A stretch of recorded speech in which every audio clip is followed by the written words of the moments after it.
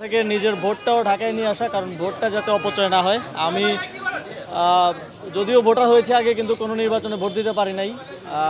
দুইটা নির্বাচন আমি ভোটার হওয়ার পরে হয়েছে, 2018 সাল 19 সালে এবং 2024 সালে, এবং আপনারা জানেন যে এই সময়ে কেউই ভোট দিতে পারেনি।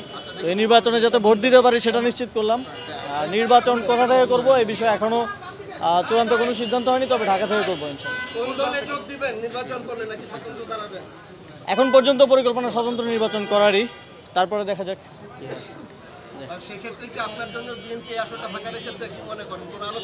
আমার কারোর সাথে কোনো ধরনের আলোচনা হয় নাই। কেউ কোন আসন কোন রাজনৈতিক দল ফাঁকা রাখলো কি রাখলো না সেটা আমার দেখার বিষয় না।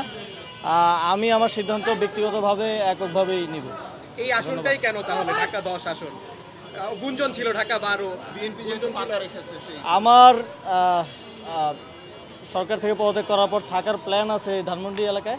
তো সেই জায়গা থেকে যেখানে থাকবো সেখানেই ভোটার হওয়া।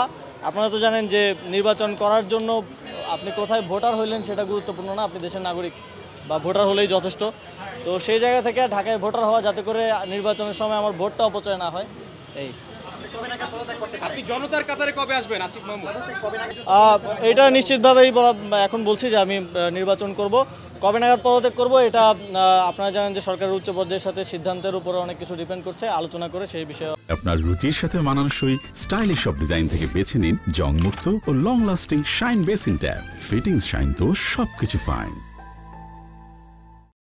এই বিষয়ে এখনও যেহেতু কোনো সিদ্ধান্ত আসেনি, আপনারা জানেন যে সরকার রাজনৈতিক দলগুলোকে আলোচনা করার জন্য সময় দিয়েছে, এবং সরকার রাজনৈতিক দলগুলো থেকে ফিডব্যাক পাওয়ার পর চূড়ান্ত সিদ্ধান্ত নেবে। সিদ্ধান্ত নেওয়ার পরে বলা যাবে, এখনই কিছু বলা যাচ্ছে না। সরকার তো জনগণকে নিয়েই কাজ করছে, জনগণকে নিয়েই ভাবছে, এবং সরকারের সকল কার্যক্রম জনগণমুখী।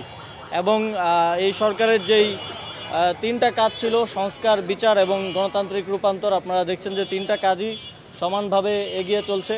বিচারের বিষয়ে এই মাসের মধ্যেই একটা গুরুত্বপূর্ণ অগ্রগতি হবে বলে আমরা জানি, এবং সংস্কারেরও কার্যক্রম চলমান আছে, প্রায় শেষের দিকে।